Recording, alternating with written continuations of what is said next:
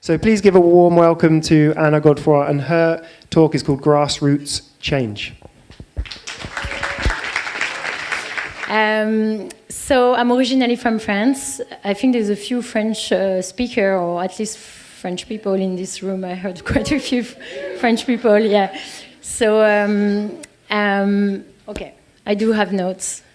I know the previous two speakers were like, no notes, but my slides are, I'm not going to use the slides very much. I just have them, and it's mostly for the images. So I'm going to show you the first one. So this is the Beaners Project. It's an organization that I co-created 4 years ago, almost 5 years ago actually, with a beaner. So it's somebody that recycles waste, as was mentioned earlier. We have a definition here. So it's a person who collects redeemable containers and other things from bins. And the goal of that is to make a living. I'm clicking inadvertently. So we created that because, so I'm going to go backward a bit. So when I came here a few years ago from France, I was in the UK before actually, and just like Josh was just mentioning, you know, we have poverty in Europe. There's no question about that, but we don't really see beaners. We don't really see people pushing a shopping cart and collecting waste, recycling waste. And I thought that was quite interesting, especially seeing the contrast with the rest of Vancouver, which is extremely clean compared to Paris or London. Extremely clean, extremely tidy. And then there's the downtown east side in the middle, and it's chaos. Like it's, right? Like it's a complete different world. And then there is a lot of people that just have things that they found from the bins, and they either go to the depot and get cash for what they got, like the aluminum from the cans or the glass. But they also find objects, things that you know, clothes, food, and they sell it on the street, or they use it for themselves. And so I could see, I mean, I thought that was pretty interesting, and obviously helping with recycling waste, diverting waste from landfill, but also helping people make a bit of extra money for that. So we got together with a group of people, and we decided to, I mean, okay, so there was no organization at the time that was supporting the beaners. There was a bottle depot that had been created, which was amazing, but there wasn't an actual organization to support this group. And they told, like, one of the first things they were telling us was, we like, people hate us. Like, people are just like, you know, if they see us on the street, they will go across the street to walk on the other side, like that kind of thing. Or like, we get, like, people fight us, the VPD argue with us because we use shopping carts. Things like that are like, well, I don't really, I mean, why do we need to hate that? Like, why can't we support that, in fact, and make it a bit more legitimate? And so we did a lot of consultation. Lots of consultation with people, with beaners, and after a few months, we decided to create something.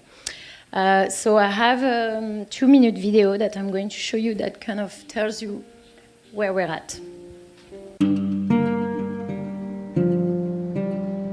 My dad was a commercial fisherman, and I started when I was 14. I fished 25 years out there, and then I started having my heart attack, so I stayed home. I've been down here for 14 years on the east side, and about 11 years that I've been binning.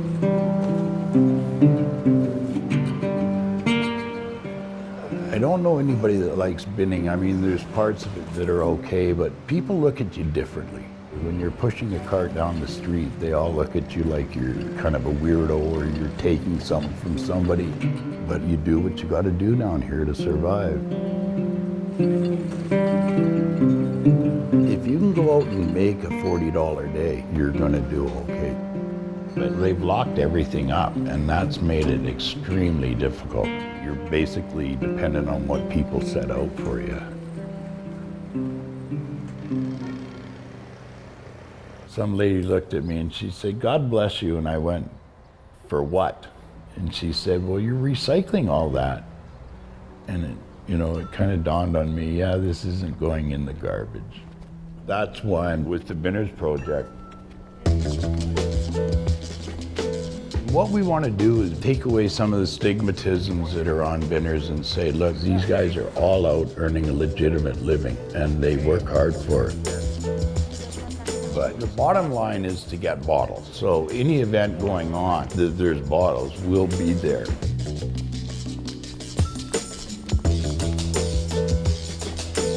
We'll show you that we can do it. It won't be no problem. We just recycled 42,000 cans that would have been in the landfill. That's a good feeling. As a group, it's huge.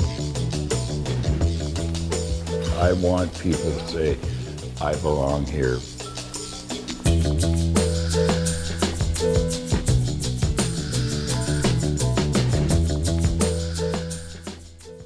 Yeah, so that's a video we made a long time ago now, almost 3 years ago.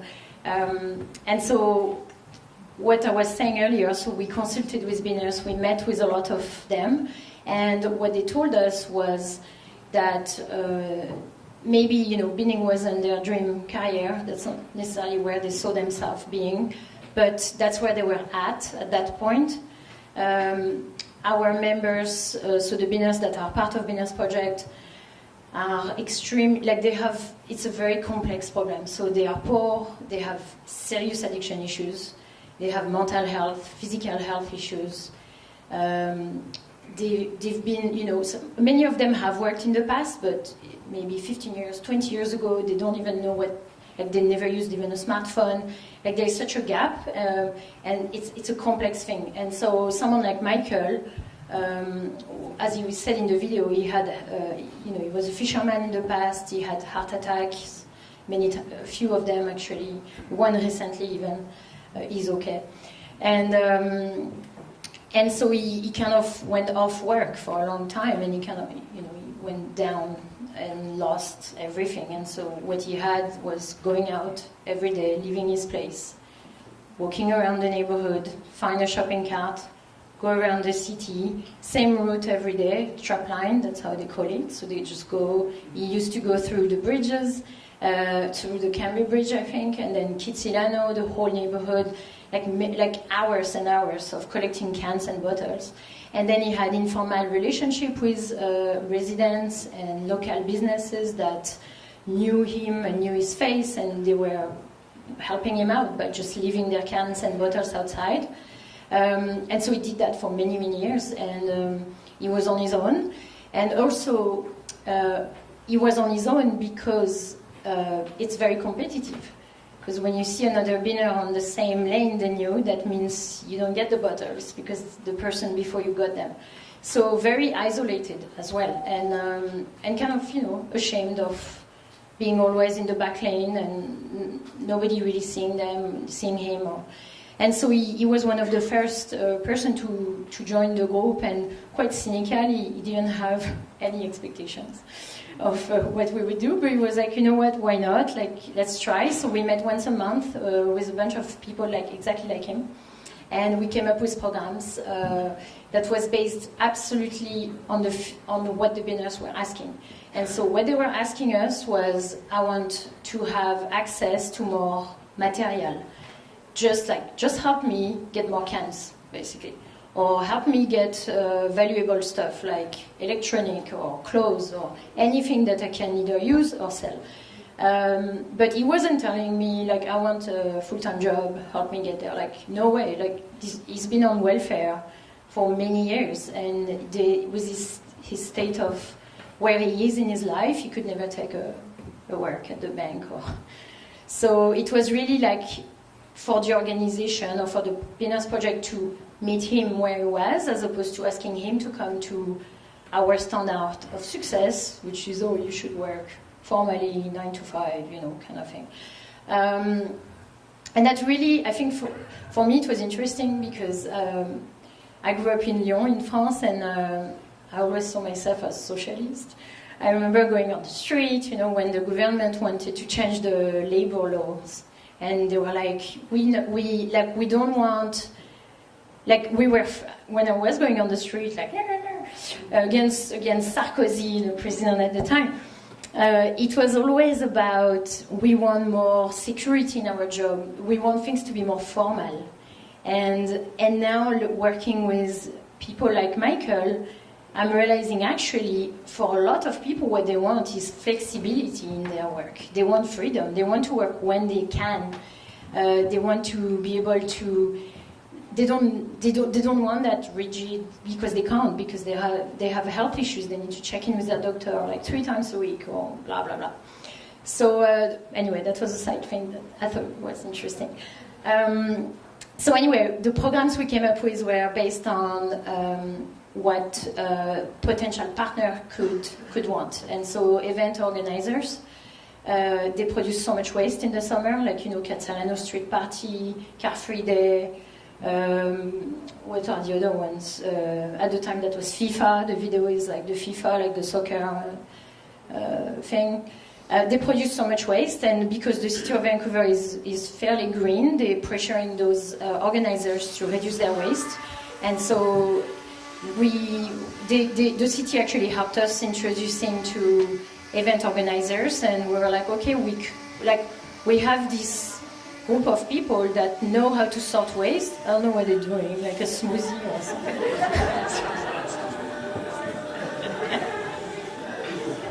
Can I have some?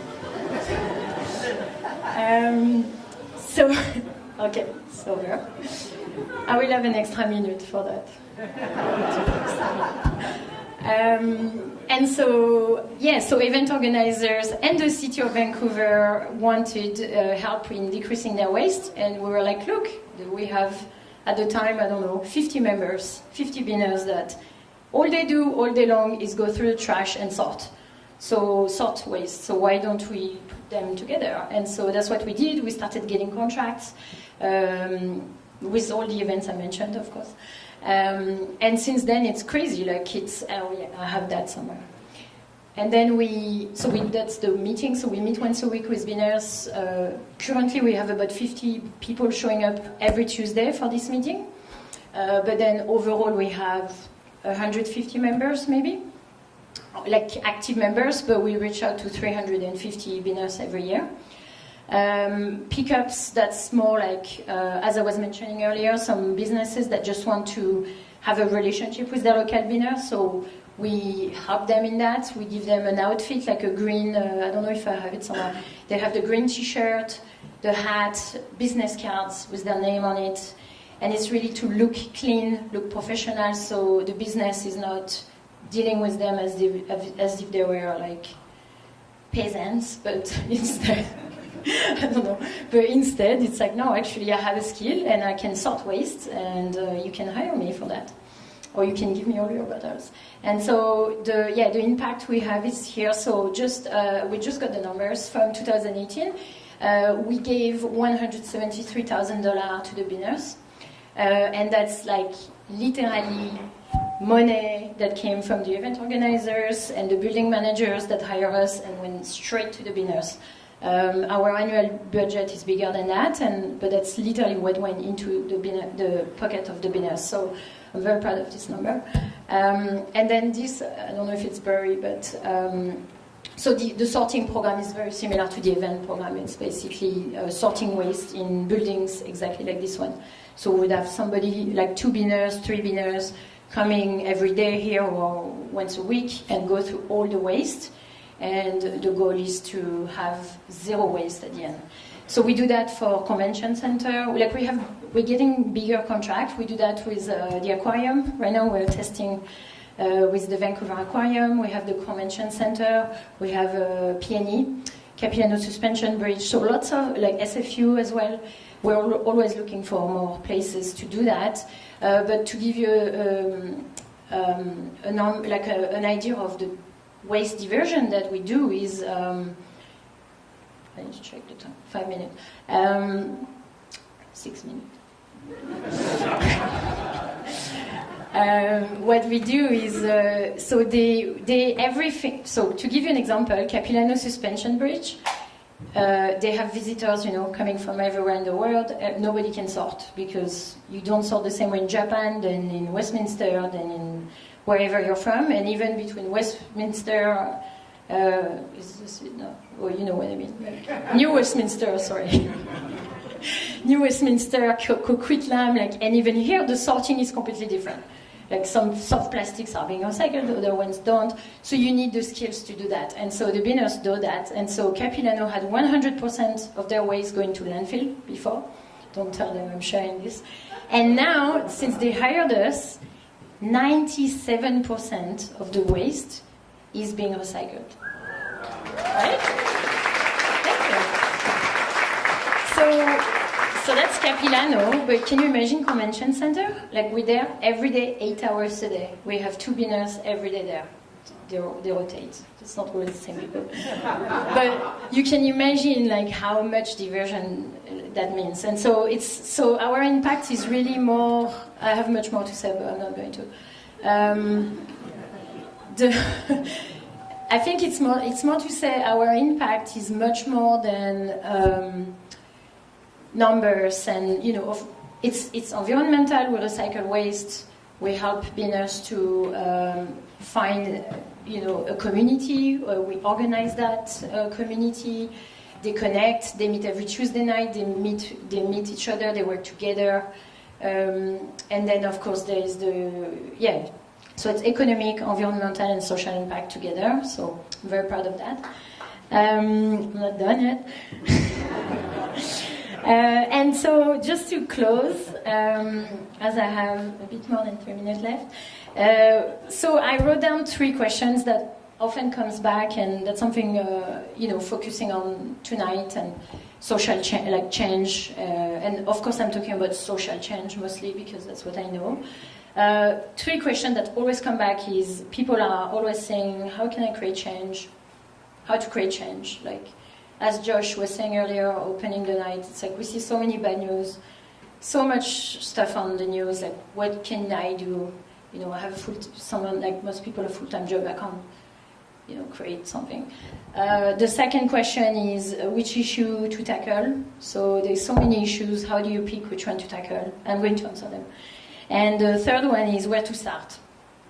It's okay, let's say I know what I want to do, but where to start? So my answers, in case you want to know, based on my humble experience after doing this for 5 years, and before that I had no experience running anything like that. How to create change? My answer is you don't create change. When you're talking about social impact, you help the people that are victims or that are dealing with the issues to create change. So it's not like I came to the binners and I was I'm going to get you out of the dumpsters and I'm going to help you, blah, blah, blah. No, it's because it's the wrong approach. Change comes from the community. And so for me, really, if you're trying to work with people with addiction, you need to talk to them. They know more than anyone else how to get out of that, even if they can get out of it. Maybe it's more about managing their addiction than getting them out of their addiction. So, and poverty is a very big systemic problem that you can't work on all aspects of poverty, which is why my next question was which issue to tackle. I would say, from my experience again, I think it's important to pick one. And then hopefully you can make bridges between issues. So for me personally, my thing was initially it was more the social impact. I could see people being stigmatized for what they did, and so that's what got me into that. But really, in fact, now I'm seeing it's a domino effect because again we're doing local economic development, environmental. So I see I really think when you approach one problem and you become good at it and you become an expert in that, I think you can make the bridges and tackle more issues. And then the last thing, where to start, and it kind of loops back into the first question, is I think really volunteering is very important. I think before creating the Business Project, I volunteered for a long time with many different organizations, and it's really, again, not coming with my own solution, but learning what's already in place and working with the organizations that are already there, and then maybe filling those gaps. I think like younger generation, we tend to, we want the credit, right? We want to create new stuff, we want to reinvent the wheel, but really, in fact, a lot of things are already happening, and they're happening in the community. Recycling and local economic development is actually happening on the streets in the downtown east side. People are selling on the street, and that's the answer for them to their poverty issue. And it's by selling extra, making extra cash. And so, yeah. Anyway, just to say that I really believe it's important to listen to the community and the people that are victims of those problems. I think I exceeded my time. Yes, by 57 seconds. Thank you.